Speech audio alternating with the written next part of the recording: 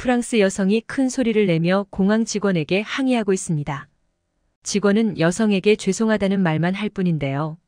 그러던 중 여성은 한 광경을 보고 경악하고 맙니다. 도대체 어떤 사연이 있을까요? 자세히 한번 알아보겠습니다. 해당 사연은 프랑스인 샤를로트 씨가 제보해 주신 내용을 바탕으로 재구성된 스토리입니다. 안녕하세요. 저는 프랑스인 샤를로트라고 합니다. 저에게는 한국인 친구가 정말 많은데요. 저에게 한국인을 끌어당기는 매력이 있는 건 아닐까 생각합니다. 물론 농담이에요. 제가 한국인들이 많은 마을에서 자랐습니다. 길을 걷다 보면 동양인을 쉽게 볼 수 있는 마을이었죠. 그 시절 저는 친구들의 도움을 많이 받았었어요. 제 친구들은 하나같이 상냥하고 양보를 하던 친구들이었는데요. 프랑스 친구들보다 공부에 대한 열정도 강했죠. 덕분에 저 또한 친구들과 공부하느라고 성적은 상위권에 있었습니다. 그러던 중 저랑 가장 친한 한국인 친구였던 진아가 저에게 꿈이 뭐냐고 물어본 적이 있었어요. 당시 저희는 어린 나이에 불과했는데 그런 것을 물으니 어리둥절했죠. 생각해보면 한국만큼 진로를 빨리 정하는 나라도 없을 것 같아요. 프랑스도 빨리 정하는 사람들이 있긴 하겠지만 솔직히 저는 그때 꿈이라는 것이 없었거든요. 저는 처음으로 꿈에 대해 고민하기 시작했습니다. 반대로 진아에게 꿈이 무엇이냐고 물었더니 파리에서 유명한 빵집 제빵사가 되는 것이라고 하더군요. 진아의 취미가 제빵이었기에 너무 어울리는 취미였죠. 저는 진아의 꿈을 듣고 고민하다가 마침내 변호사가 꿈이라고 답했습니다. 제가 봤던 직업 중에서 제일 멋있었던 것이 변호사였거든요. 어이없는 꿈에 대한 동기를 듣고 진아는 많이도 웃었습니다. 하지만 저는 그 꿈을 정한 이후로 한 번도 마음이 변해본 적이 없었습니다. 처음에는 멋있어 보여서라는 이유였지만 누군가를 위한 마음으로 바뀌었죠. 그때 진아의 가족이 사기를 당하게 되어 한국으로 떠나게 되었거든요. 돈을 모두 잃었기에 파리에서는 더 이상 살 수가 없다고 했습니다. 진아 또한 자신의 꿈을 이룰 수가 없게 된 것이죠. 제 꿈을 응원해줬던 진아가 제 곁을 떠난다니 믿을 수가 없었어요. 저는 울면서 붙잡고 싶었지만 제가 해줄 수 있는 게 하나도 없었죠. 저는 그때 제가 변호사라면 뭐라도 해줬을 텐데 라는 생각이 들었고 변호사에 대한 꿈이 확고해졌죠. 아무것도 모르는 착한 사람을 도와주고 싶었거든요. 저는 그 생각 하나로 변호사를 향해 달려갔습니다. 다행히 진아네 가족은 다른 가족들의 도움을 받아 경제적인 어려움이 없어진 듯 했죠. 저와 진아는 멀어졌지만 그래도 연락을 계속 주고받았습니다. 진아는 자신도 힘들 텐데 제가 공부 때문에 힘들어할 때마다 격려를 해주었어요. 그리고 그때 진아의 꿈에 변화가 찾아왔습니다. 한국에서 판사가 되기로 한 것이죠. 저와 비슷한 마음이었던 것 같아요. 진아의 생활에 큰 변화를 주게 된 일이니 그랬겠죠. 저와 진아는 서로의 꿈을 응원하기 시작했습니다. 그리고 아쉽게도 진아와의 연락이 끊기고 말았어요. 일부러 그런 것은 아닐 테지만 서로 공부를 하느라 정신이 없던 시기이기도 했거든요. 하지만 저는 진아가 보내줬던 응원 편지를 보며 힘을 내고는 했습니다. 아쉽게도 다른 한국인 친구 몇몇도 성인이 되어가는 시점에는 한국으로 떠나가더군요. 저는 눈물로 그들이 떠나가는 것을 봐야만 했죠. 그리고 시간이 흘러 저는 변호사가 되었습니다. 저는 웬만하면 돈이 되지 않더라도 도움이 필요한 곳이라면 변호를 해주고는 했습니다. 그러다 보니 제 이름이 알려졌고 저를 원하는 의뢰인들도 많아졌죠. 정신없이 일만 하니 제 몸은 뒷전인 상태였습니다. 하지만 몸에 큰 이상이 있는 것은 아니라서 신경 쓰지 않았죠. 그러던 중 의뢰인과 상담하던 도중에 제가 쓰러지는 일이 발생했습니다. 병원에서는 식사를 자주 거른 것과 스트레스 지수가 높은 것이 원인이라고 하더군요. 저는 고민 끝에 모든 사건을 정리하고 안식년에 들어가기로 했습니다. 그때 심경은 후련 반 아쉬움 반이었습니다. 저는 안식년을 생각하자마자 한국을 떠올리게 되었습니다. 저랑 가장 친했던 친구들이 다들 한국에 있으니 말이죠. 저는 오랜만에 친구들에게 연락을 하게 되었습니다. 제가 한국으로 간다는 말에 친구들은 좋은 생각이라며 환영해 주었어요. 친구들의 환호에 제 기분도 한결 나아지는 것 같더군요. 하지만 가장 보고 싶은 사람은 따로 있었죠. 바로 진아였어요.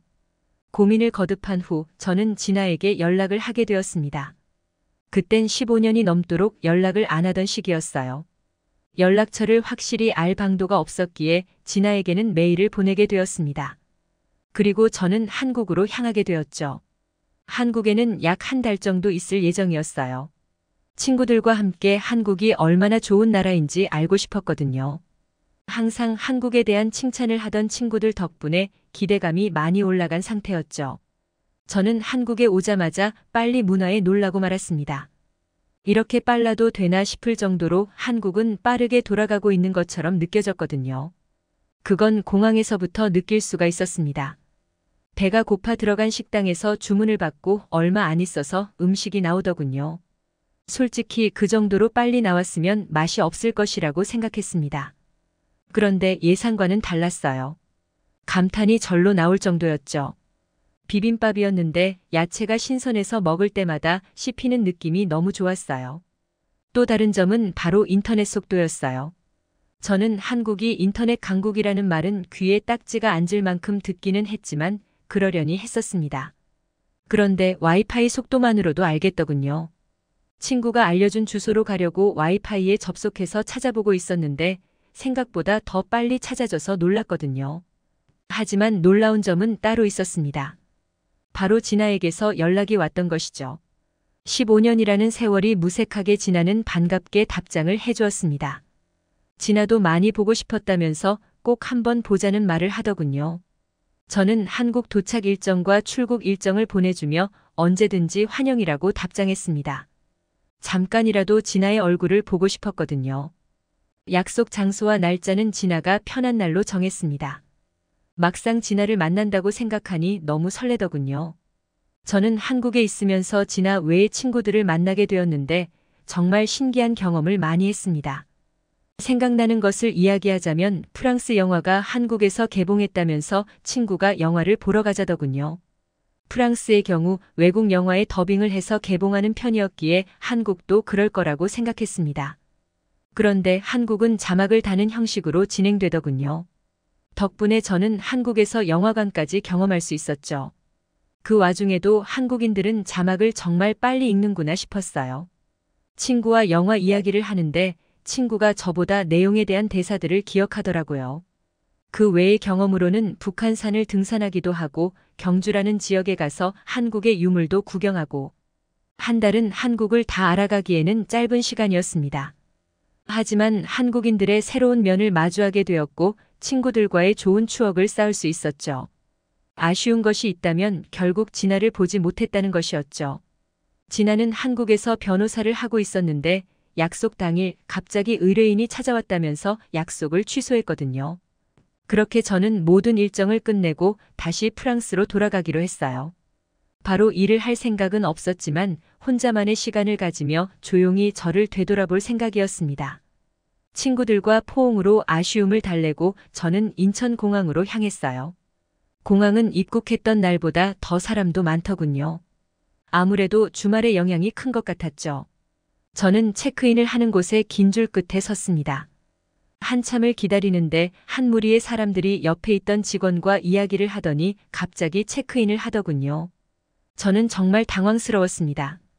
우연찮게도 외국인이 체크인을 할 차례였는데 새치기를 할 수 있도록 직원이 도와주니 이건 차별이라는 생각이 들었어요.